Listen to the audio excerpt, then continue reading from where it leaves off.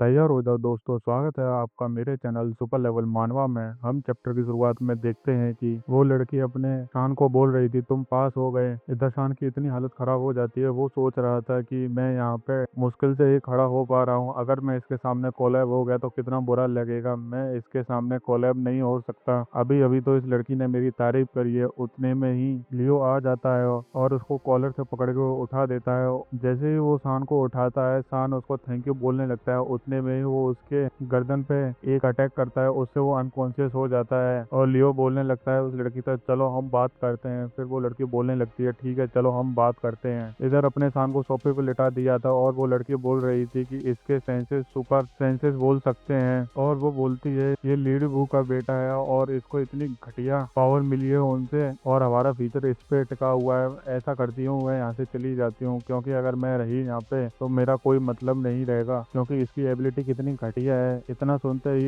लियो बोलने लगता है, तुम्हारी जुबान कुछ ज्यादा ही चलती है। तुमने सोचा कि उस लड़के ने अपनी प्रेजेंस को हाइड करा और तुम्हारे पास कैसे पहुंच गया? पहले इस लड़के ने अपनी पूरी प्रेजेंस को हाइड करा, फिर एक बिल्डिंग से दूसरी बिल्डिंग गया बिना किसी को पता लगे और डायरेक्ट तुम्हारे पास आ गया एग्जैक्ट लोकेशन पे और किसी को पता भी नहीं लगा। इसको क्या तुम बोल्ड मूव नहीं बोलोगी? इतना सुनते ही वो लड़की बोलने लगती है, क्योंकि मैं इस लड़की पे इजी गई थी, अगर मैं इजी नहीं जाती तो मैं इसको तभी मार देती अपने पहले अटैक में। इधर लियो उस सिल्वर रिंग के बारे में सोच रहा था कि शान ने उसकी गर्दन को उसी के हाथ से दबा के मार दिया और ये लड़की बोल रही है कि इसके पास कितनी घटिया एबिलिटी है। फिर लियो उस लड़की से बोलने लगता है, तुम्हें पता नहीं इसके पास कौन कौन सी पावर है? फिर वो लड़की बोलने लगती है, बोलो कौन सी? फिर लियो बोलने लगता है कि हम पिछले 16 साल से नहीं मिले, मुझे ऐसा लगता है तुमने अच्छी खासी ट्रेनिंग करी है इन 16 सालों में। फिर वो लड़की अपने गले पर हाथ रखते हुए कुछ बोलती है। उतने में ही उसको याद आता है और वो बोलने लगती है कि मैं ऐसे लड़के से बात नहीं कर सकती जिसके चेहरे पे स्कार है, और तुम मुझसे अपीयरेंस के बारे में और कुछ मत बोलना। इतना सुनते ही लियो बोलने लगता है, मैंने क्या बोला, मैंने तो बस ट्रेनिंग के बारे में बोला। फिर वो लड़की बोलने लगती है, अब पता नहीं कौन आएगा, फ्रेंड आएगा कि एनिमी। फिर लियो बोलने लगता है, कोई भी है पर ऐसा कोई ना है जिसकी जुबान ज्यादा चलती हो। इतना सुनते ही वो लड़की गुस्सा हो जाती है और बोलने लगती है कि तुम किसका रेफरेंस दे रहे हो यहाँ पे? फिर अपना सीन शिफ्ट होता है सेलेस्टियल सिटी में। काउंसिल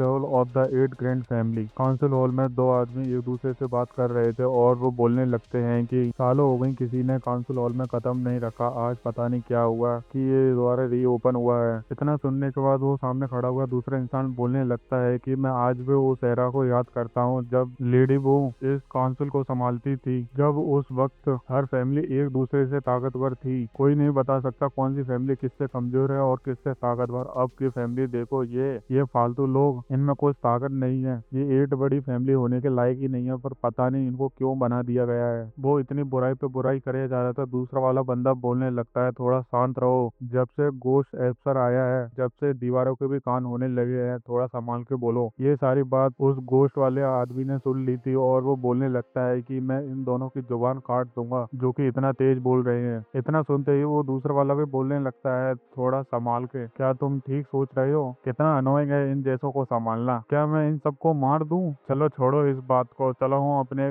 मैटर पर वापस आते हैं। फिर उनकी मीटिंग चालू हो जाती है। फिर उस मीटिंग में अपने शान को दिखाया जाता है और उसकी बातें हो रही थी और साथ में अपने लियो की भी बातें हो रही थी। फिर लियो चान के बारे में बताने लगते हैं और वो बोलते हैं, तुमको पता है ना उस दिन रिंग डिस्ट्रीब्यूट हो रहा था तब क्या पता लगा था कि लियो चान की एबिलिटी लगभग लगभग डिवाइन टीयर के बराबर की है। उससे कोई फाइट ना करे तो ही अच्छा है, अगर उससे किसी ने फाइट करी तो वो आसानी से किसी को भी मार सकता है। इस वजह से मुझे लगता है कि हमको हाइब्रिड को भेजना चाहिए, क्योंकि वो मर भी जाए तो किसी को कोई फर्क नहीं बैठेगा। इतना सुनते ही एक पागल सा गोश्त अपनी जीभ को छूते हुए बोलने लगता है कि मैं चखना चाहता हूँ डिवाइन ऑफ डिविनिटी को, वो कैसा होगा खाने में। ये और किसी ने नहीं, जी फैमिली ने बोला था। फिर तीसरा वाला बंदा बोलने लगता है कि लियो चांद भी परेशानी नहीं है, साथ में ये लड़की भी है, ये भी पता नहीं कहाँ से आ गई उसकी मदद करने के लिए। इतना सुनते ही लिन फैमिली वाला बोलने लगता है, जो कि सबसे बड़ी फैमिली है इस टाइम पे, किसी को भेजो और इस लड़की को यहाँ वापस लेकर आओ जिंदा, मैं इस लड़की को अपने हाथ से मारूंगा। फिर वहाँ पे कोई दोबारा से बोलने लगता है और बोलता है, बची हुई 3 बड़ी फैमिली, उन्होंने अभी तक कोई मूव स्टार्ट नहीं करा। फिर वो उन 3 फैमिली के बारे में बताने लगता है। वेपन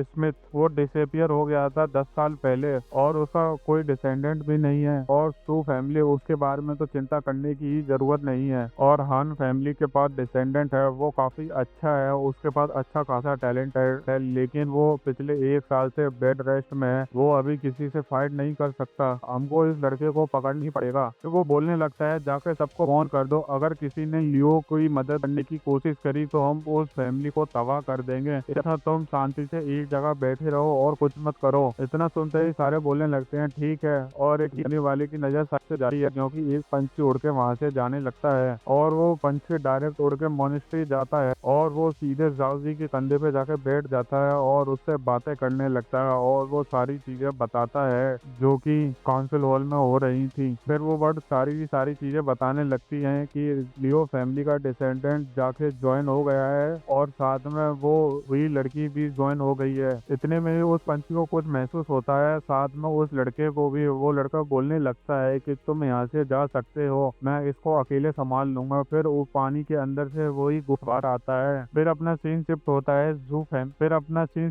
है सू फैमिली पे। एक गोश्त उनके घर में इधर उधर नाच रहा था और देख रहा था कि कोई तो मिले मुझे। फिर वो हर एक कमरे में जाने के बाद डायरेक्ट हॉस्पिटल वाले रूम में पहुंच जाता है और सू फैमिली के बेटे पे हमला करने की जैसे ही कोशिश करता है उतने में ही और अपना सीन शिफ्ट हुआ था शान के पास। जैसे ही वो उठता है लियो बोलने लगता है कोई तो आया है बाहर देखो। इतना सुनते ही अपना शान घबरा के उठ जाता है और बोलने लगता है कि कौन सा एनिमी बाहर आ गया। इधर अपने लियो को गुस्सा आ रहा था क्योंकि बाहर ऐसे लोग आए थे, उनको देख के उसका माथा गर्म हो गया। फिर वो बताने लगता है कि इन एग्जाइल जोन वालों को क्या लगता है ऐसे घटिया लोगों को लेके आएंगे और ये मुझको हरा सकते हैं इतने कमजोर लोगों से। और बाहर दिखाते हैं क्वांटीन आया था क्योंकि ये उसकी ही जगह थी, लियो ने उस पर कब्जा कर लिया था और वो बाहर से बोल रहा था कि हम बात करने के लिए आए हैं, हम फाइट नहीं करेंगे। इतना सुनते ही शान बोलने लगता है क्वांटीन के मुंह पे हाथ रख लेता है और बोलता है तुम कुछ नहीं बोलोगे। और ऊपर से लियो बोलने लगता है और नीचे से अपना क्वांटीन बोलता है कि मैं उस पिंक हेयर वाले से बात करूंगा तुमसे नहीं, क्योंकि हम दोनों ब्लैक रिंग वाले हैं, एक ब्लैक रिंग वाला दूसरे ब्लैक रिंग से बात कर सकता है। फिर उन दोनों में बात स्टार्ट हो जाती है। इधर अपना लियो उस लड़की के साथ बाहर खड़ा हुआ था और वो सोचता है कि क्या करूं मैं यहाँ पर बाहर खड़ा होकर जब मैं कुछ कर नहीं सकता और ये फाइट करना नहीं चाहते। इतना सुनने के बाद वो लड़की बोलने लगती है तुम तो पागल हो जाते हो जब फाइट की बात आती है। और वो लियो की तरफ देखने लगते हैं। इधर लियो पागल हो जाता है, वो सोचता है कि बस ये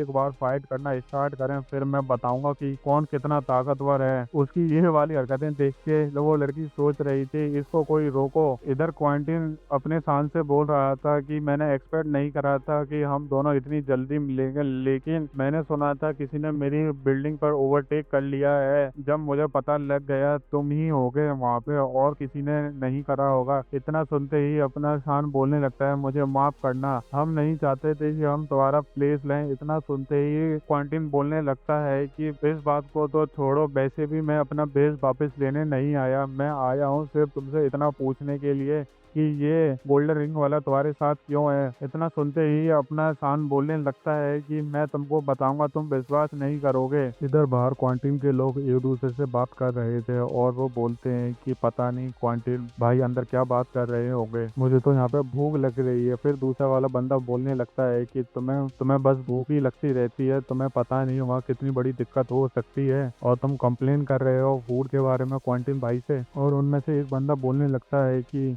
बॉस कितने हार्टलेस हैं, उन्होंने क्वांटीन भाई को भेज दिया। उतने में उसके एक साथी के डबल जोकर आ जाते हैं, वो गुस्सा हो जाता है और पत्तों को जमीन में मारते हुए बोलता है कि ये फिर से आ गए मेरे पास। क्वांटीन बोलने लगता है लॉन्ग स्टोरी शॉर्ट में तुम लेडी वू के बेटे हो और तुम आगे जाके सेलेस्टियल सिटी में जितनी भी फैमिली है सबके तुम एनिमी बन जाओगे और जो जो बाहर खड़े हुए हैं बस यही तुम्हारे एलाइज हैं। इतना सुनते ही अपना शान बोलने लगता है हाँ मैंने तो अपनी माँ के बारे में आपको कुछ नहीं बताया, आपको कैसे पता लगा। फिर वो बताने लगता है कि जब तुम पहली बार यहाँ से बाहर गए थे एक्साइल जोन को छोड़कर तभी सब लोगों को पता लग गया क्योंकि तुम्हारी माँ का नाम बैंड हो चुका है। यहाँ पे सबको पता है तुम्हारी माँ का नाम क्या है, लेकिन कोई बोल नहीं सकता क्योंकि सबको डर लगता है उन सेलेस्टियल फैमिली वालों से। और वो बोलता है कि तुम बड़ी आसानी से मुझे सब कुछ बता रहे हो जबकि हम पहली बार मिले हैं, तुमको क्या पता मैं तुम्हारी लोकेशन उनको जाके दे दूं और वो डायरेक्ट यहाँ पे भी आ सकते हैं। इतना सुनते ही अपना शान बोलने लगता है कि मैं यहाँ पे ट्रस्ट करता हूँ और आप ट्रस्टवर्दी हो। मुझे पता है कि आप बाहर जाके किसी को नहीं बताओगे। इतना सुनने के बाद अपना क्वांटिन सोच रहा था कि इस लड़की की आंखें कितनी चेंज हो गई अभी कुछ दिनों के अंदर ही। और वो बताने लगता है कि मुझे पता है तुम्हारी माँ किधर है, क्योंकि मैंने एक बार देखा था। इतना सुनते ही अपना शान सोचने लगता है, क्या तुमने मेरी माँ को देखा था? फिर वो बताने लगता है कि 20 साल पहले